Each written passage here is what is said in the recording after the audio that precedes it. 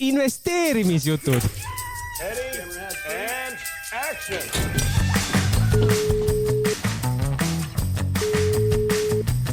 Halloo, Sõrsk kuuleb.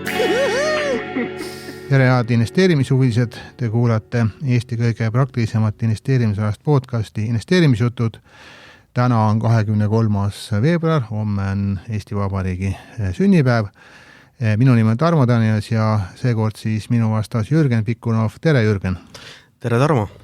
Kuulajad on kindlasti juba närvised, et kus Meelis on. Ütlen, et peate natuke veel ootama, et üks nädal veel ja siis tuleb Meelis tagasi, värske puhanud ja siis pakatanud uutest ideedest. Aga sinnamaani siis jah, peame kahekesi siin kuidagi hakkama saama. Et ma ei tea, kuidas sul, Jürgen, et enne kui me läheme finantsturgude juurde, et aktsiaturgudel on sageli niimoodi, et kui see on nagu ootused on madalal ja siis tuleb nagu selline positiivne uudis, mida sa ei osanud oodata, siis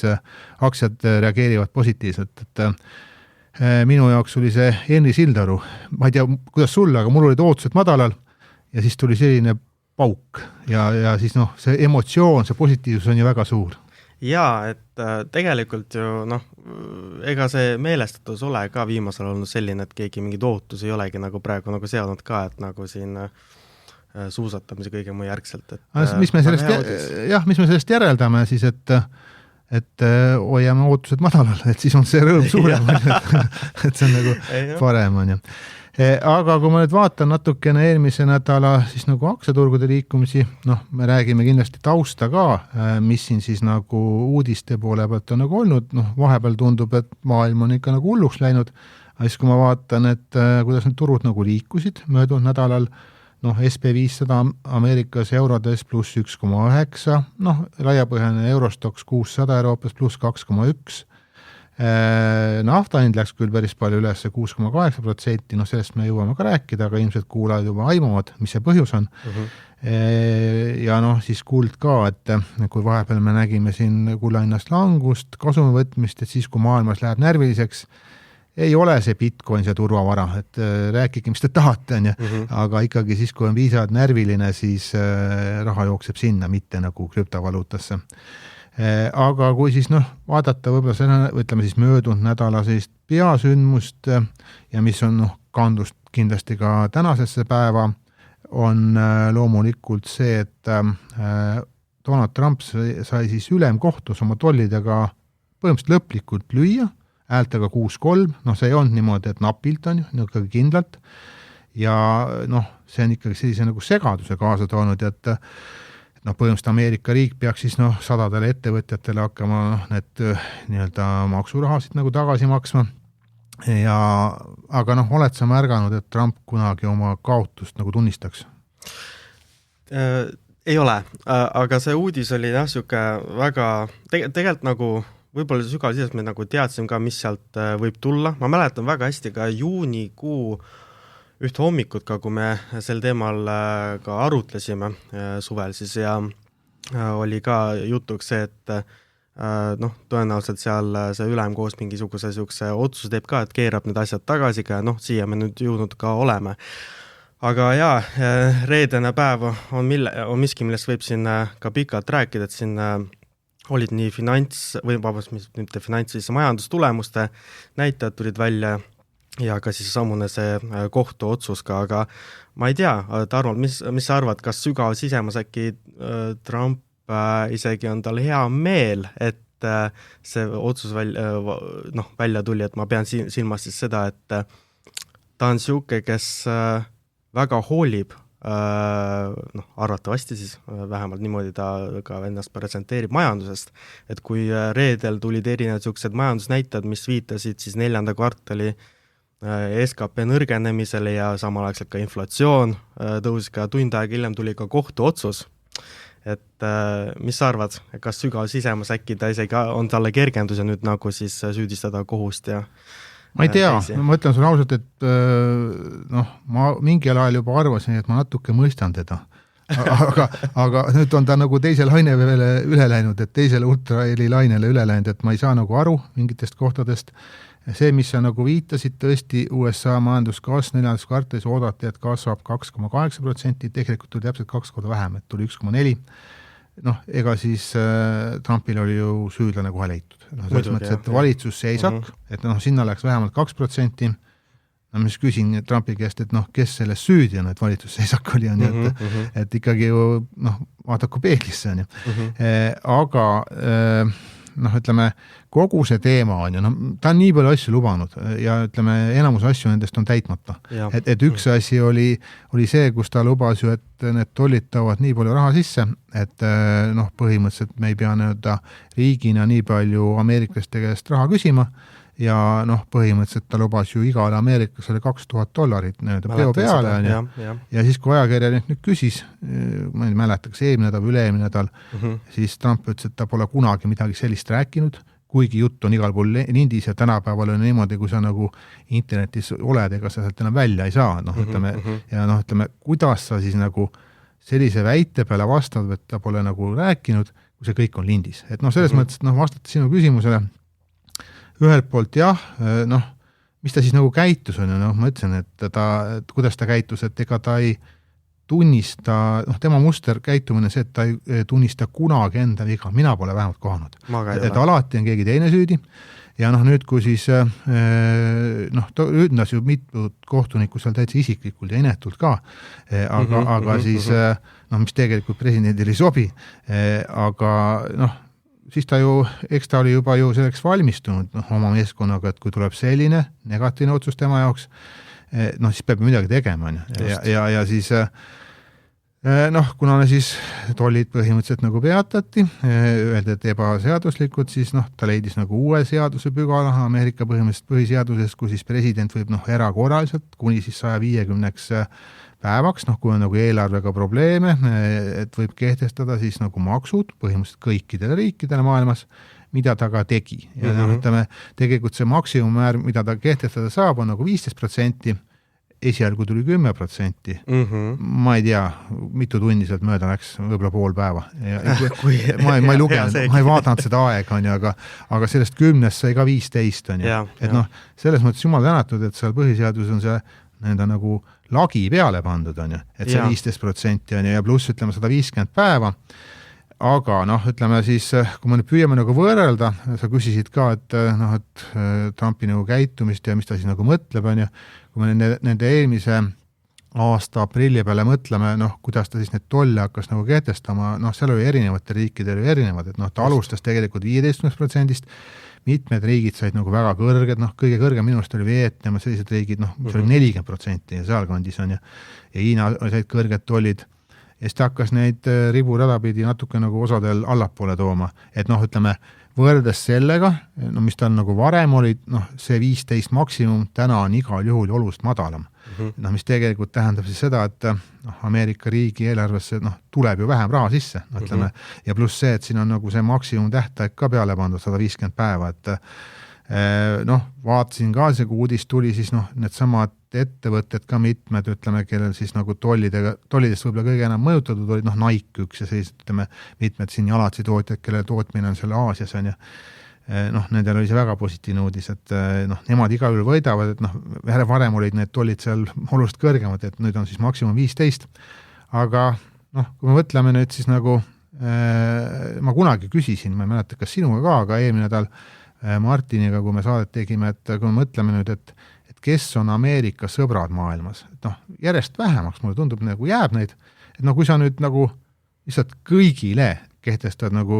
no ilma sisulise põhjenduseta, noh, pigem on nagu niimoodi, et ta tahab näidata, vähemalt mulle tundub, et ta tahab näidata siis ülemkohtule, et ta teeb, mida ta tahab, ta ei hooli nagu mitte millestki ja siis ta teeb nagu, noh, ütleme siis nagu kohtu nagu paika panemiseks need tollid, aga mõtlemata, et noh, kui palju see negatiivselt siis mõjub paljudele ettevõtetele, paljudele riikidele, kuidas see nagu suhted ära rikub nagu äritasandil, et ma ausalt öeldes ma vaatasin natukene täna, kui siis noh, Ameerika turu eelturg on juba kaupleb, et noh, ma arvasin, et tuleb nagu suurem miinus, et noh, on miinuses, aga mitte võib-olla nagu väga, et noh, vaatame, võib-olla paljud riigid siis võib-olla seedivad ka veel seda otsust on ja siis noh, eile õhtul tegelikult noh, Euroopa Liit ka ju, no ütleme oma sellise, noh, kas ta nüüd erakorraline kokkusaamine, aga igal juhul nagu arutelu on, et mis me siis nagu teeme ja ja noh, nemad siis nagu on öelnud, et noh, nad selle kaubandusleppe USA-ga selle ratifitseerimise lükkavad edasi, noh, seni kuni on selgus, on ju. Aga no kui sa pead olema nüüd, ma ei tea, noh, ütleme, kas mis iganes riigi nagu diplomaat ja sa pead suhtlema nüüd Ameerika diplomaatidega, ega nendel Ameerika diplomaatidel ka ju lihtne ei ole. Ja nad suuda kontrollida, mida see Trump teeb, et ja siis sa pead kuidagi nagu seda majanduselu nagu elavdama, et noh, siin on erinevad indikaatorid, kuidas ütleme siis aktsiaturgude sellist närvilisust nagu mõõdetakse. Need volatiilsusindeksid ei olegi väga kõrgele veel läinud, aga sellise, kui ma vaatasin, selline nagu määramatuse indeks nagu tuleviku osas on täna kõige aeg kõige suurem, just nagu poliitilisel tasandil, et noh, see on nagu hull, mis ma arvan nagu häirib siin on ju, paljud investoreid. Ma ei tea, kuidas sind, aga lihtsalt ma ei suuda nagu jah, ma olen püüdnud ennast harjutada selle mõttega, et noh, et Trumpiga on tavaliselt ju niimoodi, et mida hullemad asju ta teeb, et siis on need paremad ostukohad olnud. Aga nüüd ma ei ole enam nii kindel, et noh, see makro hakkab nagu nõrgemaks minema. Ei, see on ises nagu hea point, no varem viljem mingisugune siuke nagu Trump trade võib nagu lõppeda, igasugune halb uudis on see, kus nagu buy the dip nagu uudis on, et iga asi lõpmatult ei püsi, aga noh, sinu siuke kommentaar ka, et seda määramata suhtes ka, et tõepoolest ka, noh, eks see näha ka turgudel, vaata reedel ka oli roheline päev siis selle uudisjärgselt ka, et noh, miks see nagu ka siuke nagu meeletu volatiilsus ja määramatus olega on sellepärast, et noh, vaata, ma eelnädselt mainisin ka seda, et siin majandusnäitajad olid reedel ja üks nendest oli see SKP langus ja teine oli siis inflatsiooni poolt, inflatsioon suurenes siis 4. kvartalis ja mis see hakkas nagu väga niisugust negatiivse meelestatus nagu looma liigi sellepärast, et see hakkas meenutama ka turgudel niisugust nagu stagflatsiooni nagu siis keskkonda, kus siis noh, kuulajatele öeldes, mis siis tähendab on, kus hinnad tõusad, aga majandustegevus langeb. See on hästi hull jah, et noh, põhimõtteliselt sissetulekud langevad, aga elu läheb kallimaks. Just, ja siis see kohtuotsus justkui nagu nii-öelda canceldas ära justkui selle inflatsiooni nagu uudise kohati, et nagu, et okei, et kui nüüd keeratakse nüüd need tollid tagasi, siis on ruumi hindade langetamisel ettevõtetel, aga nüüd siis nädalavahetusel tuli jälle see 15% tariifi uudis, eks ole. Et see määramatus on tõesti nagu mis sõnades seda pannagi. Kas sa tahaksid olla siis selle Kevin Warsi asemel, pead selle mais ametisse nagu astuma ja siis sa nagu noh, tead on ju, et mis siis nagu Trumpi soovid on ju, siis sa näed, ütleme, et ühelt poolt tõesti nagu noh, tööturu põhjal tegelikult peaks, ma arvan, juba need intress nagu alandama, no tegelikult turg ootab ka, et noh, juunis on nagu esimene langetus, aga siis tõesti seesama, mis sa välja tõid, inflatsioon on ju, et noh, mida rohkem sa raha enda nagu allapoole tood, eriti kui sa kiiresti allapoole tood, noh, siis läheb inflatsiooni üles, et ja noh, siis läheb kogu see möll jälle aktsiaturgudel üles, ütleme segamini, et jaa, tõesti, siuke määramatus on see võtmesõna praegusel hetkel ja noh, mina noh, kui panna ennast nagu kellegi nahka, et siseneda praegustel tingimustel turgudele siuke väga veendunud ka nagu, noh, ma ei tea, ma mõtleks nagu korra üle ka, et laseks nagu asjadel nagu, kuidas ma ütlen, loksuda paika, ütleks nagu niimoodi, et see määramatus on, me oleme tagasi tegelikult aasta tagasi, kui nüüd tollid nagu määrati, eks ole, see ei ole praegu turgudel kuidagi veel nagu niimoodi jõudnud ka, aga noh, ma ei tea. Üks on muidugi huvitav asi, et noh, palju on räägitud sellest, et need tehnoloogia asjad on nagu kallid, on ju, no need maagilised 7 on nagu vedanud turgu. Eelmine nädal Martiniga ka puudutasime seda teemat natukene, et tegelikult need kõik 7 on selle aasta algusest nagu miinuses, no ütleme, Microsoft on peaaegu 20% miinuses, noh, nii suure ettevõtte on aga päris palju, on ju. Aga siis eile ma nägin nagu sellist huvitavat statistikat, et noh, kui võtta siis ütleme need, mitte need suured ettevõtted, aga nagu väiksemad on ja siis ütleme SP500 seal no ütleme 325 ettevõtted, kes on nagu väiksemad indeksis, need olid siis teinud selle aasta algusest, noh, mida on siis noh, peaaegu 2 kuud, natuke vähem, on siis SP500 paremat tootlust teinud. Noh, ütleme, kui ma nagu SP500 eurodes võtan, siis noh, see on jah, ütleme, natuke alla 2% aasta alguses miinuses, ehk siis noh, täna on turgu Ameerikat päästnud tegelikult just see, et need teised ettevõtted, need väiksemad ettevõtted on tulnud päris heade numbritega ja on siis, noh, ütleme, ootus ületanud ja see on siis nagu aidanud seda suurte langust nagu kompenseerida. Noh, need on 2 võtmesõna, on ju, et kas see nagu trend jätkub, et need väiksemad tõesti teevad nagu edasi paremini, noh, vaatad, mis Trump teeb, on ju, ma ei ole nii kindel, on ju, et järjest ebakindlus nagu suureneb kogu selle Ameerika suhetes, on ju, et investorid hakkavad ka mujale nagu vaatama, et ikkagi tuli jälle see dollari teema üles, et kui need tollidega olid, jälle nagu surve läks sinna peale, on ju, ja siis kui sa oled kuskil nagu varahaldur, kellel natuke rohkem kapitali, sa pead mõtlema ju ainult mitte aktsiahindade peale, sa pead mõtlema ka, mis valuutas sul need tootlused on ja siis hakkad tahes-tahtmata võib-olla need riskiotsused nagu ümber tegema. Ja siis teine teema loomulikult on see sama tehisintellekti teema, on ju, et mis on tõesti nagu surve all olnud, aga kuidas siis nagu minema hakkab, et kas see langus läheb nagu edasi või tuleb nagu põrge. Ja tegelikult on üsna ohtlikud ohumärgid on siin üleval, et siin on paljud kuulajad võib-olla ei mäleta, neid aegu, kui oli 2007 ja 2008 ja kui olid aktsiaturgudel väga hullud ajad, siis ka mitmed sellised erakapitalifondid ja varahaldusfirmad ka, need sattusid ka nii-öelda nagu likviidsuslõksu. Et see olukord tekkis siis, kui sul majandus läheb kõik hästi ja aktsiahinnad lähevad üles, siis ikka investorid tahavad ju rahafondi juurde panna. Ja kui on sellised private equity firmad, kus on sees ka osad ettevõtted, mis täna veel nagu börsil ei ole, ja kui sinna nagu, muusika käib, siis lähevad kõik need asjad üles, investorid tahavad osta, aga nüüd viimasel ajal see teema, mis on nagu Ameerikas olnud, eeskätt küll nagu siin mitmete tarkvarafirmadega on ju, et mis mul nüüd möödunud nädalas silma jäi, Eestiga ka seotud natukene ja on Tallinna kaudu Anthropic on ju, kes on selline, uus IPO, mis võib nagu huvitav olla, aga mina seda maailma ei tunne kindlasti nii hästi, kui paljud nagu tarkvara inimesed, aga nii palju, kui ma nagu loen, siis ta hakkab ära võtma äri mitmetelt siis nagu kas siis tarkvarafirmadel, aga ka küberturvalisuse firmadel, et põhimõtteliselt nad pakuvad samasuguseid lahendusi, mis täna turul on, aga odava hinnaga ja see siis näiteks CrowdStrike'i aktsiahinna tõi sellel nädalal nagu 8% allapoole ja mitmed veel, et kuidas sulle, Jürgen, tundub, et kas see on nagu selline ühekordne asi või pigem ongi, osad ettevõtete ärimudelid peavadki muutuma ja äkki seda riski osad investorid alahendamata? Oi, see on päris raske küsimus ühelt küljelt, aga kui nüüd enda arvamust nagu siis nagu välja öeldes, ma arvan, et nagu esimest korda üle pika aja on tarkvara ettevõtetel päris konkurentsi nagu risk nagu tekkinud. Ja nüüd tuli see krüpto ka veel kõrvale, et küberturvalisus tähendab. Täpselt, et Anthropicust rääkides ka, et ka nädalavahetusel tulid ka sellega seostuvalt uudised välja, kus siis Anthropic tõi välja siis nagu lahenduse, mis aitab siis nagu jällegi ma ei ole nüüd koodimise spetsialist küll, aga erinevatel nagu koodi nagu kitsaskohad nagu üles leida ka ja siis nagu, et toob välja, et kus võiks inimene siis nagu siis silma peale panna, et need kitsaskohad üle vaadata, ütleks siis nagu niimoodi. Et tõesti niisugused nagu testimisettevõtted, tarkvaraettevõtted, küberturvalisuse ettevõtted, kõik tundub niisuguse päris märkimisväärse surve all olevat praegu ja kuidas see päädib, aeg näitab, aga ütleme niimoodi, et AI juba mõnda aega ei ole enam nagu chat-based nagu robot olnud, et asjad arenevad. Aga Ameerikas on vist selline varaldusettevõte nagu Blue Owl, lühendiga O2VL, võite börsid ka vaadata, mis on viimasel ajal siis kukkunud päris palju ja temal ongi likviidsusprobleemid siis, et ta on ka siis eeskätt sinna,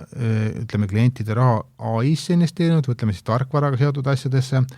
ja nüüd investorid on hakanud natuke kahtlema ja tahavad raha koju tagasi tuua. Ja kui see natuke nagu pangajooks, et kui paljud investorid ühel hetkel ütlevad, et ma tahan raha kätte saada ja kui sina pead siis neid varasid juhtima siis ja kliendid võtavad ühel hetkel raha välja, siis tekib probleem, et nad on juba nagu pikendanud seda nagu raha väljamaksmise tähtaega ja see on tegelikult ohumärk, et sul raha läheb nagu välja, sul on sundmüük ja kui on turul juba sellised nagu kuulujutud, et mingi probleem võib olla, siis see uut raha enam ei tõsta ja või mitte siis selliste tingimustel nagu varem. Ja seda tasub siis nagu jälgida, ma soovitan seda aktsiat jälgida ja üldse siis tegelikult tarkvarasektorit, aga mitmed siis nagu private equity asju ka ja no riskikohana tasub siis jälgida, ma arvan, ka nagu võlakirjaturgu, et noh, et mis see siis nagu dollar teeb ja mis nagu USA intressimäärad teevad ja noh, täna võib-olla veel väga midagi ei juhtu, aga noh, ütleme, sama mai on minu jaoks ka selline nagu oluline verstapost, et kui siis tõesti see uus keskpanga juht tuleb, et mis siis nagu tema reaalselt esimesed sammud on ja kui palju ta saab siis nagu sõltumatult nagu keskpankuri tööd teha, et noh, see on nagu selline huvitav asi on ju. Enne kui me nagu järgmise punkti juurde läheme, siis mõned nagu sellised olulised asjad on nagu veel, et me enne mainisin natukene, et nafta hind on päris palju üles läinud, et noh, kes on uudised jälginud, siin on ju prognoositud, et et USA on oma vägesid koondanud sinna Iraani lähistele ja noh, mitmed kliendid mulle ka eelmine nädal helistasid, et see nädalavahetus tuleb see rünnak juba, veel ei tulnud, aga noh, see tähendab, et ei või tulla, et noh, ma vaatasin, et need läbirääkimised tegelikult kestavad kuni selle nädala 4 päevani Iraani ja USA vahel ja Trump on ka öelnud, et kui ta ei saa oma tahtmist, siis ta ründab. Noh, küsimus on, kui suures ulatuses, millised objekte, ütleme, jõuame jälle sinna tagasi, et noh, millega Trump nagu tegeleb, et tal on pinge peal, et ta teab, et tema populaarsus kukub, tema partei populaarsus kukub, november tuleb järjest lähemale, vahevalimised tulevad, sul on vaja kuidagi tähelepanu kodustelt probleemidelt ära saada, äkki ründabki Iraani, aga see võib jälle finantsturgudel, kui nafta hind läheb kallimaks, läheb jälle inflatsioonimure üles, et jälle siis nagu selline mure, et mida siis veel Trump teeb, et ta on nüüd kokku leppinud, ta tuleb visiit Hiinasse, et ta läheb Hiinasse märtsi lõpus, ta minust oli viimane märtsi ja siis aprilli esimesed päevad, põhimõtteliselt 6 aja pärast ta läheb siis nagu Hiina. See on ka huvitav kindlasti jälgida, et me teame, et USA Hiina ju pikka aega omavahel väga hästi nagu läbi ei saa ja mis tulemused sealt võiks nagu siis tulla, et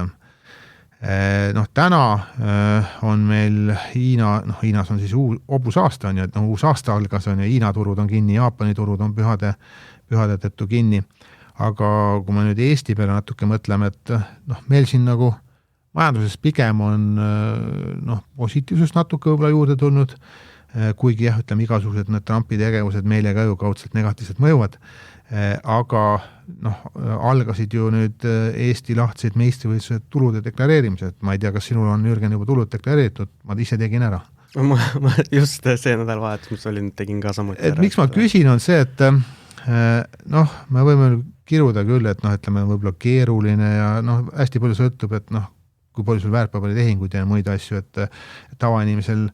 tegelikult, kes natuke finantsturgudel on, seal on palju abivahendeid ka, ei ole väga keeruline, lihtsalt natuke tüütu, aga korra aastas tuleb teha, aga uskuge mind, et kui te lähete kas siin Ameerikasse või kuhugi, et seal on nagu kordades keerulisem, enamus inimestel on siis oma maksunõustajad, kelle rohkem varasid on, aga üks asi, ma ei oleks uskunud seda, ma pidin nagu 2 korda üle kontrollima, et selline asi võib nagu Euroopas juhtuda, võib juhtuda nagu Eestist natukene pindalalt väiksemalt riigis, aga inimeste arvud nagu oluliselt rohkem, ehk ma pean silmas Hollandit, kellel läks ka taliolümpia väga hästi, vist 10 kulda said, et kiirustamine on väga tugev, aga siis hollandlased, see ei ole veel nagu vastu võetud, aga kellelgi on siis poliitikutest selline geniaalne plaan tulnud, et teeme nagu tulumaksu reformi, ja ütleme, kui ma küsisin su käest, et kas sul on tulud deklareeritud, ütleme, Eestis on see investeerimiskonto ja sa saad nagu tulusid ajas nagu edasi lükata ja nii edasi, ja kellel oli siis, ütleme see vana süsteem, siis ütleme, realiseeritud kasumi pealt sa maksid nagu tulumaksu järgmiseks aastaks, aga siis hollandlased tahavad teha niimoodi, et kuna riigil on raha vähe ja võiks nagu rohkem olla, ka kaudselt nagu kaitseinvesteeringutega seotud, et siis teeme nüüd, see on ettepanek, ma ütlen, et see ei ole veel reaalselt tehtud, aga see on ettepanek, mis iseenesest on juba jabur, et selline ettepanek tehti, et inimesed võiksid nagu tulumaksu hakata maksma ka realiseerimata kasumilt ja mitte vähe, 36%. Et ma toon nagu näite, et näiteks ostad mingid aktsiad, mis iganes on ju Apple'i aktsiad, läheb väga hästi, sul on Apple 10 000 eurot plussis portfellis, seda ära ei müü, aga pead siis iga aasta selle positsiooni pealt maksma 3600 ära. Ja siis ühel hetkel tuleb Apple'il võib-olla mingi negatiivne uudis, Apple kukub, ma ei tea, 30%, sa oled oma investeeringuga miinuses, sa oled reaalselt miinuses, sa oled vahepeal nii-öelda maksnud virtuaalse kasumivad raha, mida sa reaalselt ei ole kuidagi nagu kasutanud, et kuidas sa siis suhtud sellisesse geniaalsesse mõttekäiku? Ma paar nädalat tagasi sellega seostavat uudist nagu nägin, et siuke asi võib nagu tulla, ma algul mõtlesin, et äkki see on lihtsalt mingisugune siuke nagu mingi, mitte veel nii tõsiselt võeta uudis, aga siin me oleme. Aga see on väga, ma ütlen lühidalt ära, väga vastukarva käib see tegelikult uudis, sest et see on Holland, see on normaalne riik. Ja see on normaalne riik, aga see ei ole ka kapitaliturgude mõistes suvaline riik. Üks peamised siuksed nagu, kus ma ütlen, innovatsiooni pakkuvad suured ettevõtted asuvad seal. Ja suured sadamad kõik on nüüd. Jah, et see ei ole suvaline riik ja et nagu kus kapitali on ja kapitali eest on suhteliselt hästi nagu, kuidas ma ütlen, nagu hoolitsetud ka, et tuletan meelde, kunagi sead ikkagi kaupmehed on hollandlased olnud ka kõike muud sellist, et nagu sealt siuke uudised tuleb, eks ole, mis on nagu kapitali, mitte sõbralik, eks ole, ma ei tea, see natuke võib-olla hakkab, ma loodan, et see ei levi edasi, sest et minu tunded on vastakad, loomulikult nii-öelda sisemuses ka mulle jubedad häirivad sellised täiesti jaburad asjad, mis nüüd igasuguse innovatsiooni tõmbavad kinni, sa karistad neid inimesi, kes ise nagu oma tuleviku pärast natuke rohkem nagu muretsevad, on ju. Teisipidi, ma ei usu, et see läbi läheb, aga ütleme, et oletame, et läheb, et siis see õppetund teistele riikidele, kaasa arvatud Eesti, oleks nagu ideaalne. Ütleme, sealt ei saa midagi head tulla. See on totaalne kaos, kuidas investeeringud nagu minema jooksevad seal ja siis võib-olla hakatakse natuke rohkem teistes riikides nagu ka mõtlema, aga lihtsalt hollandlastel on kahju, kui see nagu läheb läbi. Jah, ei tea, seal just hiljuti oli ju see pensionireform ka, eks ole, kus mis reformiti vist pensionifondidel oli see, et nad on eks see nagu elu ega ju pikeneb ja väga paljudel pensionifondidel on võib-olla natuke liiga palju võlakirju. Siis tahetigi, et ütleme, et aktsiad teenivad pikast rohkem, et siis nende osakaal nagu vähendada. Sellest ma saan aru, seal on võib-olla see reformi teema lihtsalt pigem see, et peaks mingi pikema aja peale selle nagu ülemineku jaotama, mitte niimoodi, et on nagu lühike ajaaken ja siis fondid hakkavad nagu võlakirju kõik kiiresti müüma, see võib nagu turul segadust tekitada. See on nagu veel mõistetav natukene, aga see maksu asi. Ei, see on mõistetav, ma mõtlen nagu seda pidi, et kuidas see võib nagu seal seda turgu nagu mõjutama hakata, et nagu kas need fondid võib-olla, ettevõtted on kvaliteetsed endiselt, aga kuidas nad võivad nagu toimetama hakata, et kas on see nagu ostusupport seal alla tulema või mitte, et ma ei teagi. Ma ei tea, me siin oleme mures, et välisinvestorid ei ole edasi on ja Hollandi senimaani on ju, aga selleks nagu ideaalne näidislugu, nagu ma ütlesin, et kuidas nagu igasugused investorid nagu nii kaugele peletada, kui vähegi võimalik. Jah, eks vaatame, kuidas see siis läheb, et mis see lõpuotsus ole, aga esialgu tundub päris hirmutav. Üks teema veel, millest me pole tükk aega nagu rääkinud, aga mõtlesin, et see natukene seondub ka maksudega, aga teisipidi, ütleme, Eestis on niimoodi, et päris palju on nooremad investorid armastavad pigem need tehnoloogiaaktsiad, aga ütleme, natuke eakamad investorid armastavad dividendiaktsiad, ütleme sellist nagu kindlat rahavoogu ja ütleme, eks meil Eestis on ju need häid ettevõtted ka, kes dividendi hästi maksavad, võib-olla nagu Eesti miinus on see, et see dividendide väljamaksimise hooaeg on suhteliselt nagu lühike, et see hakkab, ütleme, sealt aprillist ja juuniga enamasti nagu läbi ja enamus maksab siis nagu üks kord aastas dividende, et kes tahab endale sellist rahavooportfeli ehitada, siis ainult nagu Eesti asjad ei sobi, et siis peaks vaatama nagu ütleme, mingit lääne asju ka, mis maksavad kvartaalselt või osad maksavad igakuised, aga ütleme, Eesti puhul on pigem see olnud, et kui ma vaatasin näiteks SP500, siis võtsin alates aastast 2000 on ju, siis täna on SP500 keskmine dividendimäär on siis selle aja kõige madalamate tasemete lähedal, et 1,12% aastas on, kui me võtame nagu SP500 indeksi, see on siis nagu brutodividend, see tähendab maksud maha. eks see siis näitab ka, et no ütleme, mitte ainult tehnoloogia aktsiad ei ole USA-s kallid, aga noh, tegelikult ka, kui sul on dividendimäärad on nii madalad ja teiselt poolt, kui S&P 500 indeksit muidugi vaatame, kes on need suuremad ettevõtted seal üleval, need on kõik ju tehnoloogia ettevõtted, ehk ütleme, igasuguste suhtalude põhjal on kallid täna USA aktsiad, et noh, kes ta rahavoogu tahab, pluss dollari risk, noh, see ei ole see koht, kus nagu täna olla. Aga noh, siis jah, kui me nüüd Eestit vaatame, siis noh, kõik ettevõtted pole ju veel isegi oma aasta tulemustega tulnud, aga veel vähem nagu dividendi ettepanekuga, aga meil on, ütleme siis, esimesi pääsukesi, noh, kes võib-olla sellise trendi äkki annavad, ja ma ütleks niimoodi, et üllatavalt positiivne on siiamaani, et kui ma siin nagu vaatan need ettevõtted, noh, kes siin on viimasel ajal need tulemused nagu teavitanud ja dividendi ettepanekud, noh, Harju Elekter näiteks 0,25 eurot aktsia kohta, noh, tükk aega, äkki ei ole kunagi olnud, igal juhul see on nagu, noh, tema kohta nagu väga kõva dividend, noh, aktsionärid võtsid selle uudisega positiivselt vastu, noh, Meelis sinu podcastis ka nalja teinud, et kui sa nagu riski ei kannata, siis võtta Harju Elektrit, noh, polekski paha soovitus olnud, pluss 17 aasta algusest, et oluliselt paremini kui need tehnoloogia asjad siin USA-s selle aasta algusest on ju. Meil tuli Tallink siin eelmine nädal, et noh, osad arvasid, et äkki tuleb 5 senti, oleks nagu väga hea olnud, tegelikult tuli 6 senti, noh, ütleme, 1 sent ei ole ju väga palju, aga noh, protsentaalselt on väga suur vahe, et see dividendi tootlus jällegi väga hea, siis võib-olla kõige enam mind üllatas TKM Grupp, et noh, endise nimega siis Tallinna Kaubamaja, noh, et kaubanduses on ka ju keerulisemad ajad, aga kui eelmine aasta oli 65 senti aktsia kohta dividend, siis paljud arvasid, et noh, äkki tuleb 40, selline positiivne stsenaarium, äkki tuleb 35 on ka okei. Tuli 60 senti, et noh, ütleme kasumi põhjal, noh, jaotamata kasumist saab maksta, rahvad on okeid, aga noh, jällegi niimoodi, et see lisab sellist nagu kindlust, ütleme nendele investorid, kes siis juba noh, dividendi pärast need aktsiad nagu ostavad on ju. Ja noh, meil hakkavad siin noh, olulised ettevõtted veel nagu tulema, et noh, Merko on oma tulemustega välja tulnud, noh, dividendi pole veel nagu öelnud, aga noh, ka pigem ma arvan, tuleb nagu päris hea. Siis selle nädalal tulevad Tallinna Sadama Infortari tulemused, et noh, Sadam on ka ju no, see on aktsiat jälginud, et noh, oli meil siin 1,1 lähedalt tükk aega ja nüüd hakkab 1,5 lähenema ja ettevõtte tulemused on ka paremaks hakanud minema, et noh, võib-olla see, kui ma õigesti mäletan, vist oli 7 senti eelmine aasta aktsia kohta, et ma arvan, see tuleb kindlasti nagu ära, äkki tuleb natuke rohkem, et ja siis Infotast ka, noh, Infot saab jälle osa ju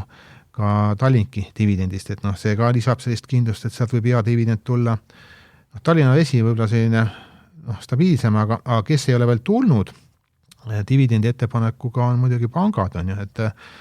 et siin, kui me oleme seda rääkinud ka, et või mina olen kindlasti rääkinud, et eelmise aasta üks suuremad üllatusi, vähemalt minu jaoks oli see, et Euroopa pangad tõusid keskmisena 70% aastas ja noh, ütleme siis Baltikumi pangad tõusid oluliselt vähem, osad investorid on võib-olla natuke rahutuks muutunud ja nüüd arvatakse ka, et kuna ütleme, mitmel pangad on pigem nagu kapitali üle ja tahaks nagu oma kapitali tootlust nagu ülespoole saada, siis võib tulla suurem dividend kui eelmistel aastatel, et noh, ma ei tea täna seda numbrit, noh, ma arvan, järgneva paari nädala jooksul tuleb see nagu välja, aga jah, ma ei tea, kuidas sulle, Jürgen, tundub, aga see trend on julgustav täna Eestis. Julgustav ja miks ta on julgustav on sellepärast ka, et erinevalt teistest turgudest on paljud erinevad regionaalsed riskid nagu realiseerunud juba ja just. Nüüd, kus on nagu ettevõtted näitavad reaalseid häid tulemusi ja maksad head dividende, siis see on väga tasakaalustav tegur, mis loob kindlustund. Sa ei pea muretsema, ka su valuuta kuidagi kukub. Absoluutselt. Ja siis teisipidi, kui ma rääkisin, et see dividendi määr Ameerikas on bruto põhimõtteliselt, noh, indeksil on see on natuke üle 1, on ju, siis Eestis on ikkagi päris palju ettevõtted, kus need dividendi määrad on seal vahemikus 4-6 näiteks ja isegi noh, EFTini ma unustasin ära, noh, ka EFTN tegelikult maksab rohkem dividendi kui eelmine aasta, see brutodividend oli 6 kandis kuskil, et noh, tegelikkuses noh, kes dividendi tahab, siis need ei peaks küll täna Ameerika poole vaatama, et pigem siin Baltikum on ju. Jaa, ma ei imesta, kui on kuulajad, kes on väga väsinud Ameerikas toimuvast ja hea meelega noopiksid midagi Euroopas kaasa arvatud Baltikumist. Enne kui me räägime natuke põgusalt siis Peetrite portfelist ja üks küsimus on ka siin laekunud, et sellele ka püüame koos vastata, siis räägime võib-olla natukene ka eelmise nädala võitjatest, kaotajatest, et Moderna, kellel ütleme siiamaani, selle nädal läks juba päris hästi, või sellel aastal läks päris hästi, aasta algust on juba 70% plussis, sellest 25% tuli möödunud nädalal. Ütleme, see on ka üks aktsia, mis on päris palju nagu lühikseks müüdud ja kui ettevõttel hakkab paremini minema, siis osad investorid hakkavad paaniliselt oma positsiooni kinni panema ja positsiooni kinni panemine tähendab siis nagu ostmist. Aga need tuli ka teada, et Euroopa ostab nagu täiendavad Euroopa Liit siis nende gripi ja koroonavaktsiine, mis on nagu kindlasti nagu abiks, on ju. Karmin tõusis 23%, üllatavad tuge nõudlus ja nende toodete järele ja positiivne väljavaade. Aga siis negatiivse poole pealt ma sellest CrowdStrike'ist juba natuke rääkisin ja mõned siis sellised samad küberturvalisuse ettevõtted ka said nagu pihta. Aga Walmart, kes on nagu graafikud vaadanud või kes ei ole, vaadake, ütleme, et põhimõtteliselt aktsiahind on viimase 4 aastaga 3-kordistunud. Ja see ei ole tehnoloogia ettevõte. Et see on nagu meie TKM grupp on ju. Selline suur, laiapõhjaline on ju. Ja aktsia nii palju tõusnud, aga siis tulid tulemused, tulemuste peale 8% kukkus. Ühelt poolt oleks nagu loogiline ka olnud, et tuleb mingi korrektsioon peale nii suurt nagu tõusu, aga siis jällegi niimoodi, et kui me ennem rääkisime, et Henri Sildaru vastu ootused olid pigem madalad on ja ületas siis Walmarti vastu ootused olid kõrged ja ootustele jäädi alla ja siis toodi ka välja, et tarbijad on nagu ettevaatlikumad, pluss ütleme siis, kui tarbijad on nagu ettevaatlikumad, siis on ka ettevõtte ise ettevaatlikum selle nagu outlooki osas ja see mõjus siis täiesti on ju. Ja kui ma möödunud nädalal siin mainisin natuke, et Klarna tulemused tulevad, et ütleme siis ka selline Rootsi Vintech, ütleme siin IPO tegi septembris, ma õigesti mäletan, siis see IPO hind oli 40, ta läks sinna 50 lähedale ka, kauples siin 20 juures, tulid tulemused ja 20-sse 13. Et põhimõtteliselt kolmandik kukkus nädalaga ära. Kui ma siis nagu numbrid natuke nagu vaatasin, tegelikult müük oli väga okei. Ütleme esmakordselt nagu ajaloos üle miljardi, nagu kvartaliga saavutasid, aga ka see kasumlikkuse pool ja ka osad tarbijad siis on nagu võlgu jäänud, intressisurve ja seal on ka see, mis ma arvan, et nüüd on nagu lock-up periood, mida ta on nagu läbi saamas on ja et need insiderid võisid ka nagu müüma hakata, aga see aktsia on ka nagu täna väga palju lühikseks müüdud ja huvitav on nagu see, et see oli aasta 2021, kui oli hipodroom ja kui intressid oli nagu nullis on ja siis igasugune riskikapital lendas on ju, siis ta ei olnud veel börsil on ju, ja siis oli tema nii-öelda turuväärtus mitteametlikud oli 45 miljardit. Nüüd on natuke alla 5. Et põhimõtteliselt 9 korda on kukkunud 5 aastaga on ju, ja kui ma nüüd vaatan, et kui ma võtan nagu ettevõtte, ütleme jah, ta täna põletab kui raha natukene on ju, aga tegelikult IPO-st korjati päris palju raha on ju, kus 40 aktsiad müüsid on ju, siis lühiajast nagu raha on nagu päris palju. Klarnaga seostab mul meenus üks asi, et seal oli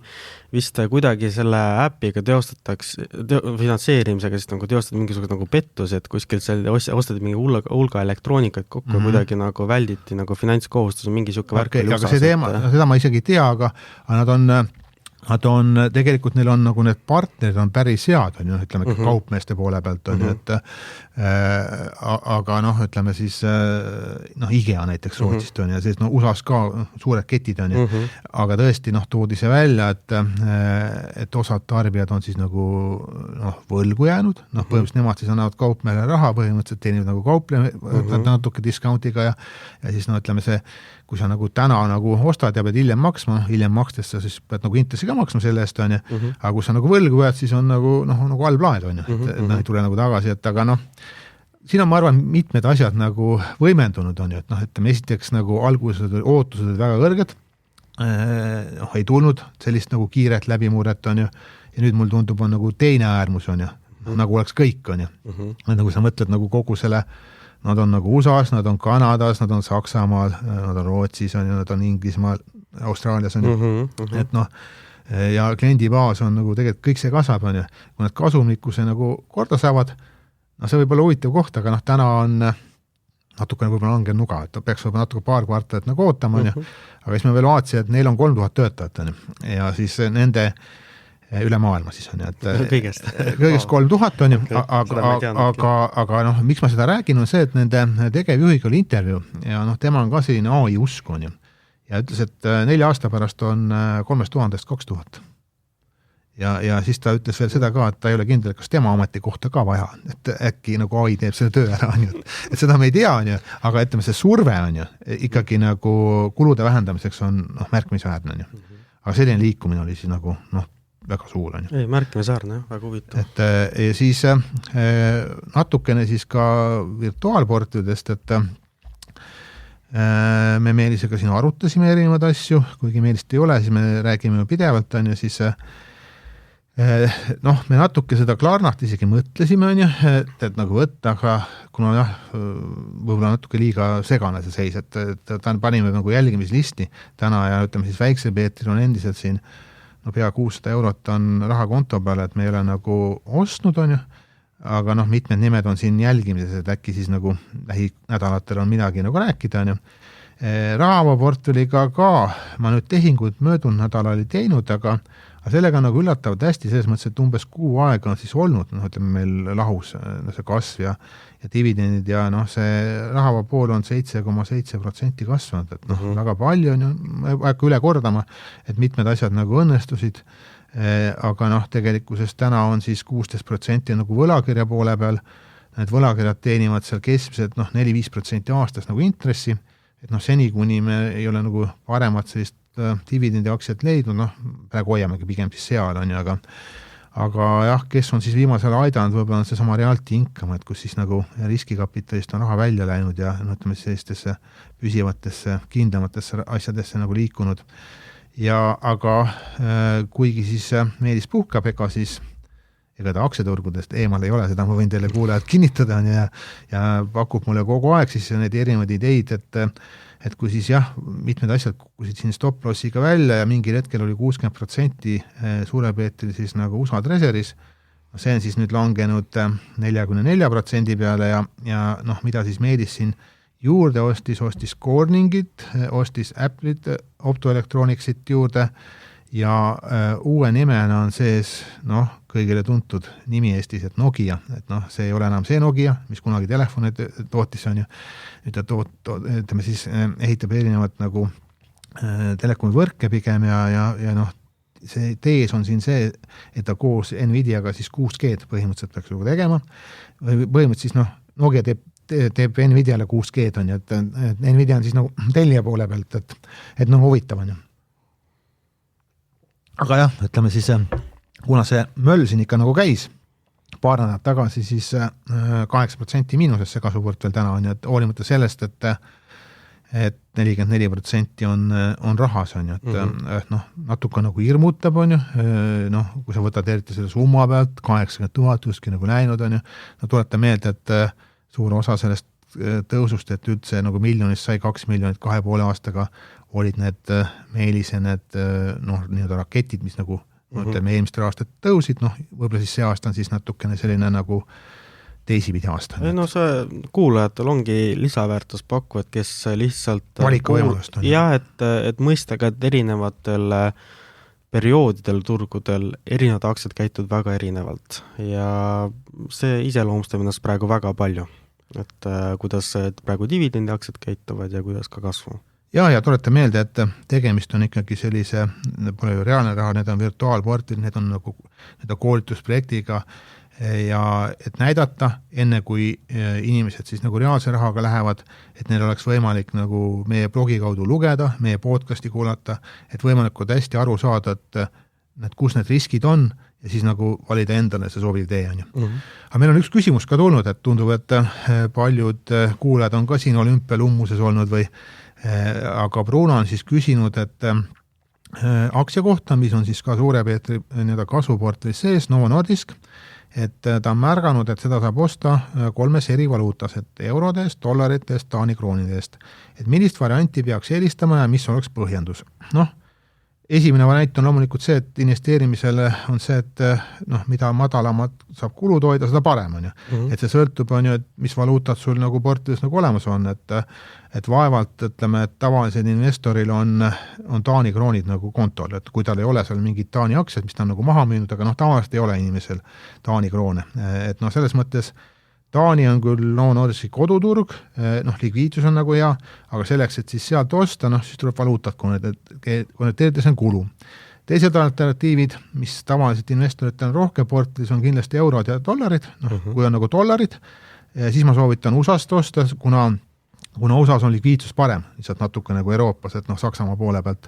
aga noh, tegelikult ei ole väga viga ka, nii et see ei ole mingi väike ettevõte, et see ikkagi Euroopa suur firma, aga jah, USA-s on natuke veel parem, aga siis ma kaaluks kahte varianti, et olevat sellest, mis teil siis nagu kontol on, et kas eurod või dollarid, et oske sealt ja kellel on Taani kroonid, siis oske Taani börsit.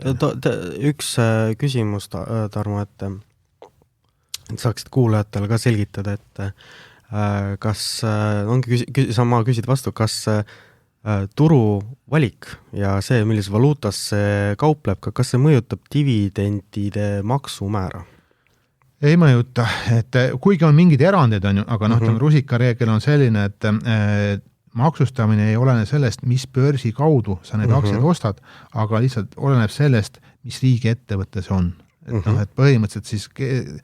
lõppkokkuvõttes kehtib, kuna see on nagu Taani firma, siis kehtib see tulumaksumäär, mis on Taanis, et ükskõik, mis börsi kaudu sa nagu ostad. On ju. Kuigi ma mõne ettevõttega on erandid näinud, kes on Saksamaalt ostud, no justkui peaks ka nagu koduturu kaudu olema, aga siis mõne üksikuga on olnud millegipärast seal kõrgem nagu tulumaksumäär, aga rusikareegel on selline jah, et mitte see olene, mis turu kaudu ostad, aga see, mis riigi ettevõte on, et see on oluline teema. Jah, et need vahendusmaaklerid võivad seal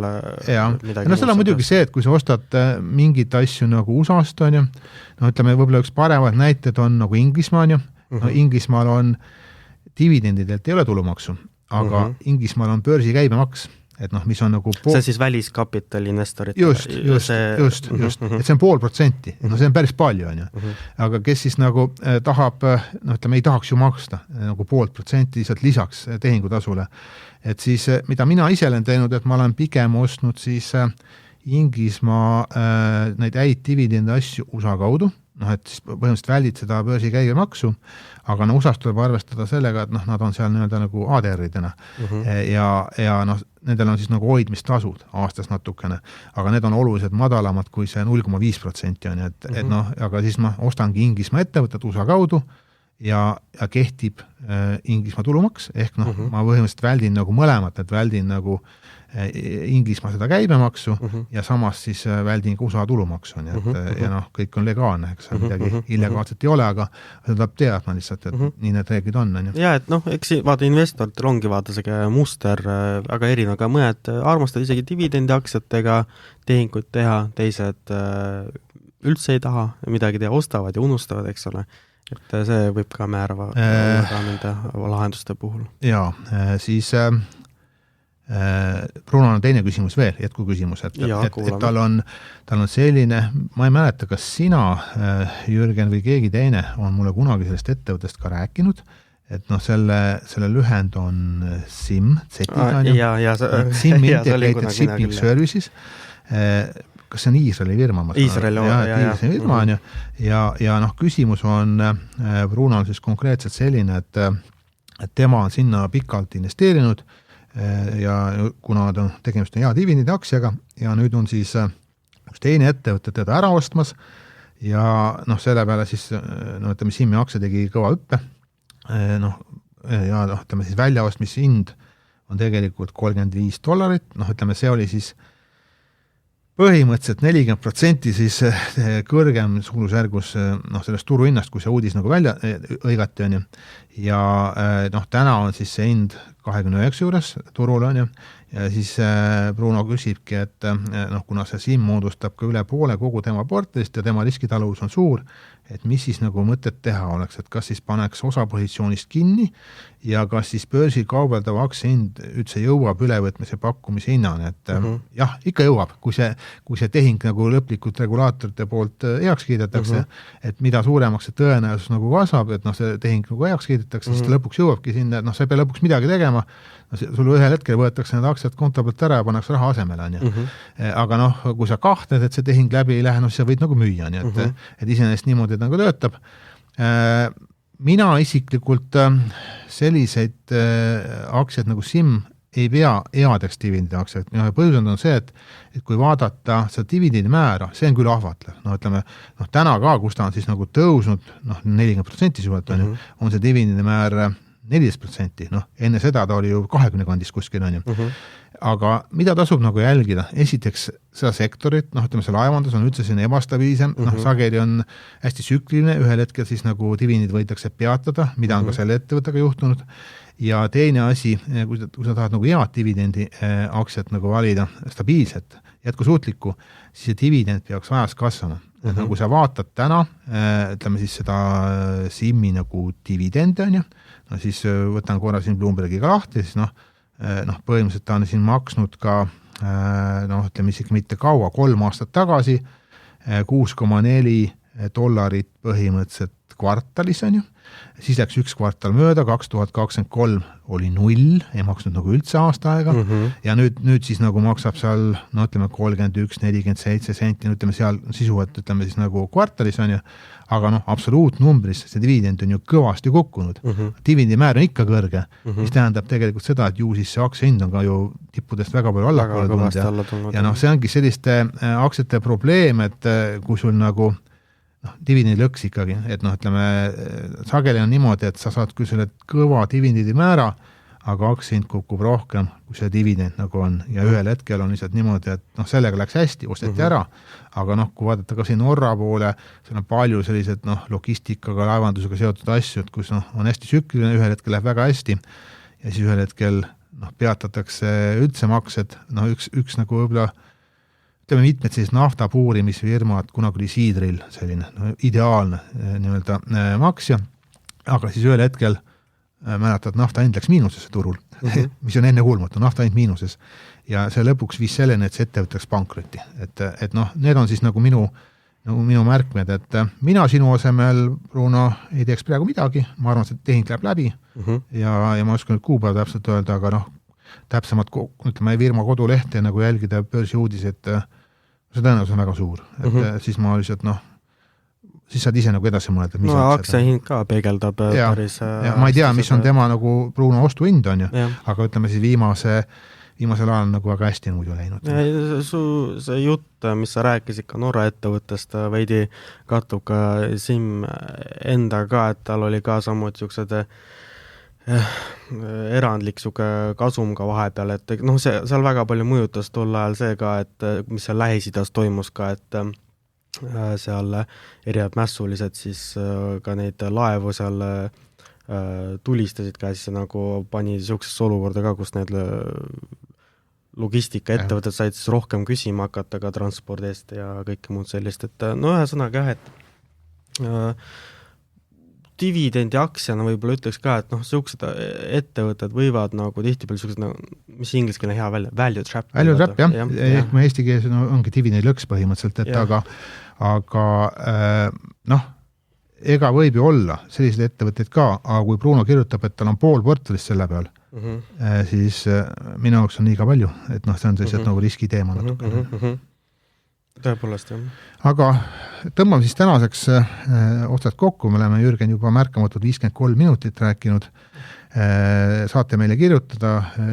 investeerimisjutud@swedbank.ee ja tänama siis teiega olid Tarmo Tanis ja Jürgen Pikanov ja kuulmiseni siis juba järgmistes saadetes. Ja, kõik head. Hallo.